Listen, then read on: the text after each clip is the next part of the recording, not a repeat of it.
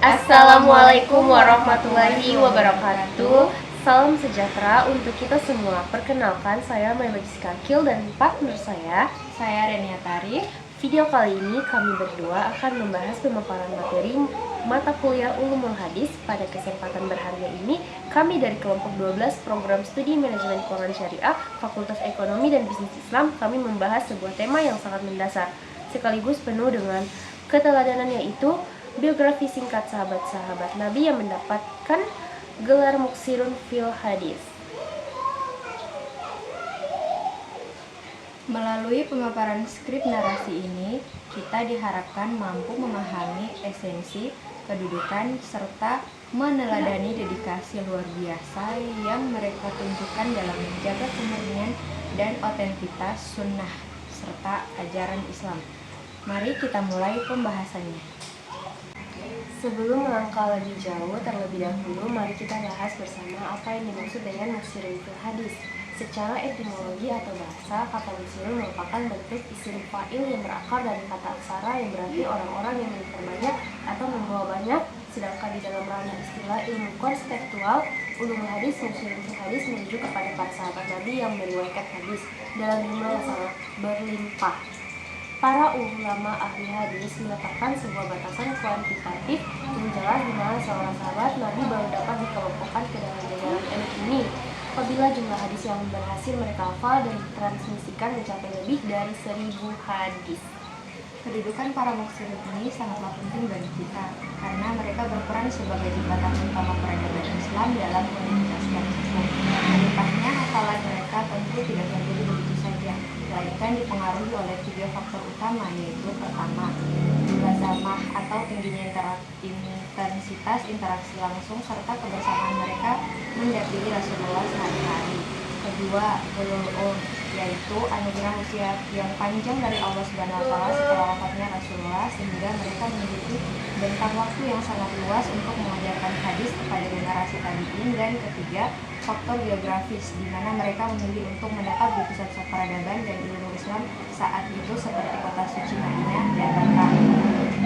Sekarang mari kita masuk ke dalam pembahasan pokok kita, yaitu menyelami lembaran biografi 3 tokoh besar Muksirun fil Hadis yang dikaji secara mendalam dalam makalah kelompok kami. Tokoh pertama yang paling utama adalah Abu Hurairah radhiyallahu anhu. Beliau memiliki nama lengkap Abdul Ar-Rahman bin Syakh Al-Dawsi. Nama julukan unik Abu Hurairah yang berarti bapak kucing kecil diletakkan langsung karena sifat penyayang beliau yang gemar membawa dan merawat anak kucing. Walaupun beliau baru memeluk Islam dan berinteraksi langsung dengan Rasulullah SAW selama kurang lebih 3 tahun sejak peristiwa penaklukan Khaybar pada tahun ke-7 Hijriah, kehausan beliau yang tiada tanding terhadap ilmu agama menjadikannya pemegang rekor tertinggi sebagai perawi hadis terbanyak sepanjang sejarah Islam, dengan total riwayat mencapai 5.374 hadis. Kunci keberhasilan beliau terletak pada keputusannya untuk tinggal di emperan Masjid Nabawi sebagai bagian dari kelompok Ahlu Suffah, serta berkah dari doa khusus Rasulullah SAW agar beliau dianugerahi ingatan yang kuat dan tidak pernah lupa. Tokoh kedua yang tidak kalah cemerlang adalah Abdullah bin Abbas radhiyallahu anhu, atau yang lebih akrab disapa Ibnu Abbas. Lahir di kota Mekah, beliau merupakan sepupu kandung dari Rasulullah SAW yang berasal dari Bani Hasim. Sejak usia dini, beliau dididik langsung di lingkungan internal keluarga suci Nabi. Berkat kecerdasan pembawaan yang luar biasa serta bimbingan spiritual yang intensif, Ibnu Abbas menempati urutan keempat dalam daftar sahabat yang paling banyak meriwayatkan hadis dengan jumlah keseluruhan mencapai 1660 hadis. Kedalaman ilmunya diakui oleh seluruh umat hingga beliau dianugerahi gelar kehormatan sebagai Bahar al-Ilm, yang berarti lautan ilmu, dan turjaman Al-Quran atau sang penerjemah Al-Quran. Tokoh ketiga adalah mutiara ilmu dari kalangan wanita. Ummu Mukminin Aisyah binti Abu Bakar radhiyallahu anhu. Beliau adalah istri tercinta Rasulullah SAW yang dianugerahi kecerdasan intelektual yang sangat tinggi serta wawasan kritis yang luas.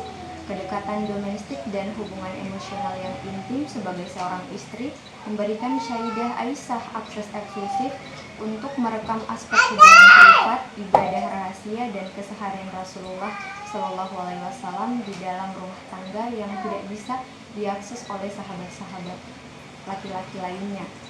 Melalui jalur inilah beliau sukses mentransmisikan sebanyak 2.210 hadis di tengah-tengah umat. Keutamaan dan keilmuan pribadi beliau sangat luar biasa.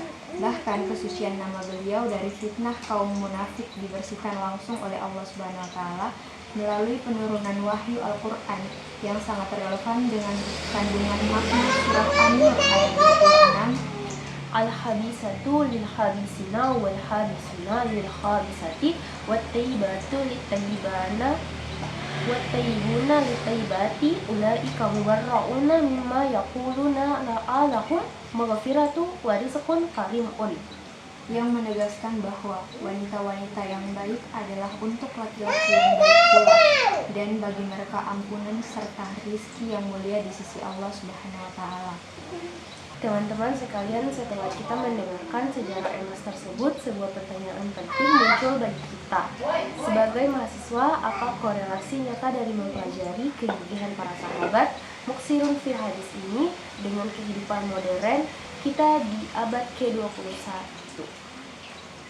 Jika kita tertarik ke realitas kehidupan kontemporer saat ini, kita sedang berada di zaman era digital, kecerdasan buatan, dan ledakan media sosial. Setiap detik kita selalu dibanjiri oleh arus informasi yang begitu cepat lewat layar ponsel kita.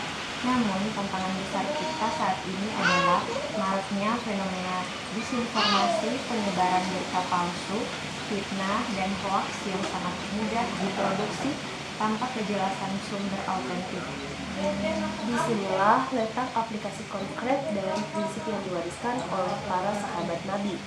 Semangat ketelitian yang ketat, kecermatan yang tinggi, serta integritas moral dan kejujuran intelektual yang dipraktikkan oleh Abu Hurairah, Ibnu Abbas, dan Sayyidah Aisyah mengajarkan umat Islam mengenai urgensi penegakan prinsip tabayun, yaitu melakukan verifikasi, validasi, dan pelacakan sumber data secara mendalam sebelum membagikan suatu hal.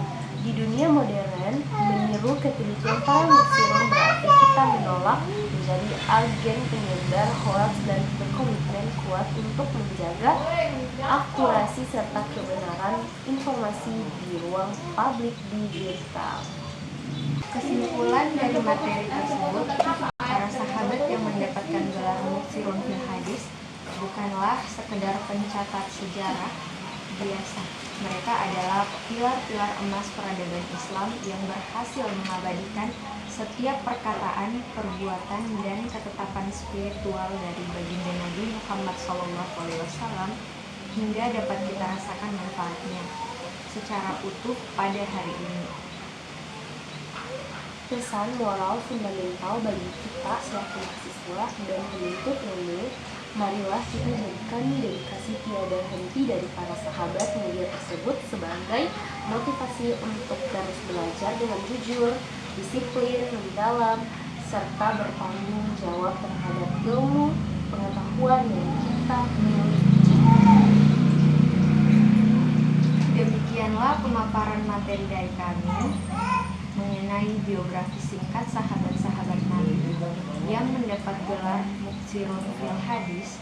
Kami mohon maaf yang sebesar-besarnya atas segala kekhilafan, kekurangan, maupun keterbatasan dalam penyusunan skrip ini. Terima kasih yang mendalam atas perhatian dan kesediaan teman-teman semua demi menyimak materi ini. Wabillahi taufiq wal hidayah. Wassalamualaikum warahmatullahi wabarakatuh.